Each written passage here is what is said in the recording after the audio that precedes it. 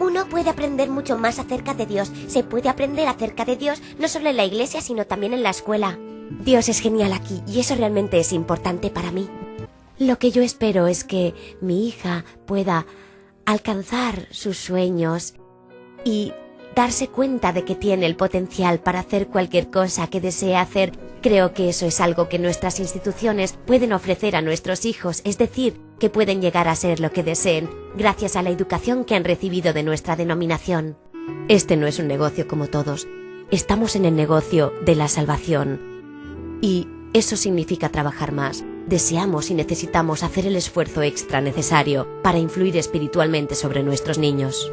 Siempre seguiremos superándonos y sin duda la investigación cerebral nos ha abierto muchas puertas.